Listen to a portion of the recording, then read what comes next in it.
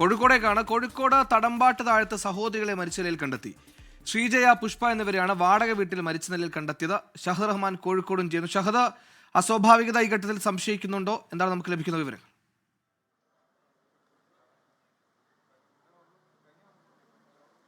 സുഹേൽ, അല്പസമയം മുൻപാണ് ഈ മരണവാർത്ത പുറം ലോകം അറിയുന്നത്. ഇന്ന് രാവിലെ തന്നെ ഇവരുടെ സഹോദരൻ, അതായത് ഈ വീടെന്ന് പറയുന്നത് തടമ്പാട്ട് താഴത്താണ്. ഇവിടെയുള്ള ശ്രീജയ അതുപോലെ തന്നെ പുഷ്പ എന്ന് പറയുന്ന രണ്ട് സ്ത്രീകളാണ് മരിച്ചിട്ടുള്ളത്. ഇത് വാടക വീടാണ്. കഴിഞ്ഞ 3 വർഷക്കാലമായിട്ട് ഇവരിവിടെ താമസിക്കുന്നുണ്ട്. ഇവർക്കൊപ്പം തന്നെ ഇവരുടെ ഇളയ സഹോദരനും ഉണ്ട് എന്നുള്ളതാണ് നമുക്ക് ഇവിടെ നിന്ന് മനസ്സിലാക്കാൻ സാധിച്ചിട്ടുള്ളത്. ഇളയ സഹോദരൻ്റെ പേര് പ്രമോദ് എന്നാണ്.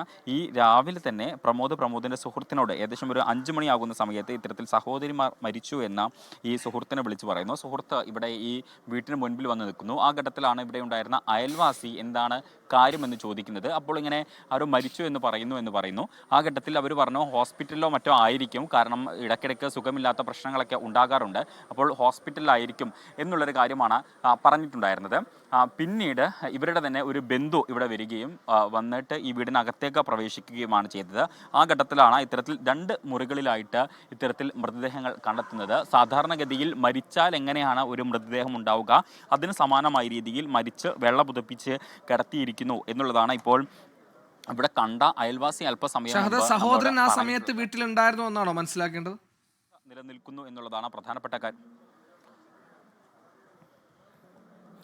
സുഹേൽ, സഹോദരൻ ആ സമയത്ത് വീട്ടിലില്ല. സഹോദരൻ ഇന്ന് രാവിലെ മുതൽ മിസ്സിംഗ് ആണ്. സഹോദരനെ പല ഘട്ടത്തിൽ ഇവിടെയുള്ള ആളുകളൊക്കെ ബന്ധപ്പെടാൻ ശ്രമിച്ചെങ്കിലും സഹോദരനെ ഇതുവരെ കിട്ടിയിട്ടില്ല എന്നുള്ളതാണ്. അങ്ങനെയാണ് ഈ സംഭവം തന്നെ പുറം ലോകത്ത് അറിയുന്നത്. സഹോദരനെ ഇതുവരെ കണ്ടെത്താനായിട്ടില്ല. സഹോദരനെ പലതവണ ബന്ധപ്പെടാൻ ശ്രമിച്ചെങ്കിലും ഇതുവരെ കണ്ടെത്താൻ സാധിച്ചിട്ടുമില്ല. എന്തായാലും ഇപ്പോൾ ചേവായൂർ പോലീസിൻ്റെ പരിധിയിലാണ് ഈ സംഭവം നടന്നിട്ടുള്ളത്. പോലീസ് ഇപ്പോൾ സ്ഥലത്തെത്തിയിട്ടുണ്ട്. മറ്റ് നടപടികൾ സ്വീകരിച്ചു വരികയാണ്. എന്തായാലും ഈ സംഭവത്തിൽ ഒരു ദുരൂഹത നിലനിൽക്കുന്നുണ്ട്. അതിന് പ്രധാനപ്പെട്ട കാരണം ഈ സഹോദരനാണ് ഈ മരണവിവരം ബന്ധുക്കളെയും അതുപോലെ തന്നെ സുഹൃത്തിനെയും വിളിച്ച് അറിയിച്ചിട്ടുണ്ടായിരുന്നത്. എന്നാൽ പിന്നീട് ഇതുവരെ സഹോദരനെ ആരും തന്നെ കണ്ടിട്ടില്ല എന്നുള്ളത് തന്നെയാണ് ഈ വിഷയത്തിലെ ഒരു ദുരൂഹത നിലനിൽക്കുന്നത്. പ്രത്യേകിച്ച് ഇവർ മൂവരും പ്രായമായിട്ടുള്ള ആളുകളാണ്. ഒരാൾക്ക് 66 വയസ്സ്, മറ്റൊരാൾക്ക് 70 വയസ്സ് എന്നിങ്ങനെയാണ് ഇവരുടെ പ്രായമൊക്കെ. മാത്രമല്ല നിരന്തരം ഇത്തരത്തിൽ ആശുപത്രിയും രോഗവും ഒക്കെ ആയിട്ട് നടക്കുന്ന ആളുകളാണ്.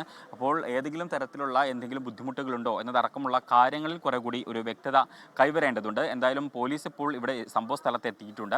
മറ്റ് ബന്ധപ്പെട്ട വകുപ്പുകളൊക്കെ ഇവിടെ എത്തിയിട്ടുണ്ട്. അപ്പോൾ ഇതുമായി ബന്ധപ്പെട്ടുള്ള ഒരു വിശദമായിട്ടുള്ള പരിശോധന നടക്കും എന്നുള്ളതാണ് നമുക്ക് ഈ ഒരു ഘട്ടത്തിൽ മനസ്സിലാക്കാൻ സാധിക്കുന്നത്.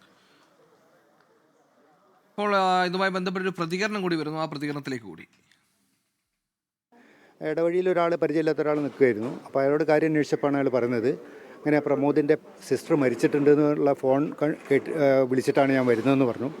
അപ്പോൾ ആ ഫോണിന് വന്ന അടിസ്ഥാനത്തിലാണ് അവർ. അപ്പോൾ ഞാൻ പറഞ്ഞു എന്നാലും ഹോസ്പിറ്റലിലായിരിക്കും, അസുഖമുള്ള കക്ഷികളാണല്ലോ, ഹോസ്പിറ്റലിലായിരിക്കും, ഇങ്ങോട്ട് എത്തിയിട്ടില്ല, ഞാൻ പ്രമോദിനെ വിളിച്ചു നോക്കാമെന്ന് പറഞ്ഞു. അപ്പോൾ ഫോൺ ചെയ്യുമ്പോൾ പുള്ളിനെ കിട്ടുന്നില്ല, നോട്ട് റീച്ചബിൾ എന്നുള്ള ഇതാണ് വരുന്നത്. അപ്പോൾ പിന്നെ കുറേ സമയം കൂടി ഇവിടെ വെയിറ്റ് ചെയ്തപ്പോൾ ആസ്പത്രിയിൽ നിന്ന് വിവരം കിട്ടിയതിന് ശേഷം മൂവ് ചെയ്യാന്നുള്ള നിലയ്ക്ക് ഇവിടെ ഇരിക്കുകയായിരുന്നു. അപ്പോഴാണ് വേറെ ബന്ധു എന്ന് പറഞ്ഞ ഒരാൾ വരുന്നത്.